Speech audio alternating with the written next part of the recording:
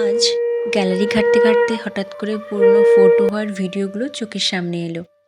এই ভিডিও আর ফটোগুলো তো তোমাদের সাথে শেয়ার করা হয়নি, তাই ভাবলাম চলো তোমাদের সাথে শেয়ার করি।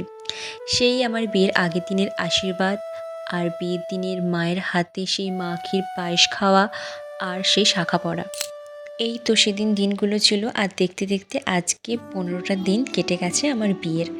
সত্যি কোথায় থেকে যে দিনগুলো কেটে যায় সেটা না একদম বোঝাই যায় না। আর এই যে শাখা পরানো, প্রত্যেকটা মেয়ের জীবনেই এই দিনটা আসে, আর যারা শাখা পরে তারাই বুঝতে পারবে এই অনুভূতিটা। ঠিক এই মুহূর্তে কেমন অনুভূতি হয় সেটা কিন্তু বলে বোঝানো যাবে না। একদিকে হাতে নতুন শাখা পলা পরার আনন্দ, আরেকদিকে এত বছরের যে বাড়ি ছেড়ে চলে আসা সেটার একটা চাপা কষ্ট। তবুও তো আমাদের মেয়েদের জীবনকে সব কিছুতেই মেনে নিতে হয়। কথায় আছে, মেয়েরা জলের মতো, যেই পাত্রে রাখা হয় সেই পাত্রেরই আকার ধারণ করে।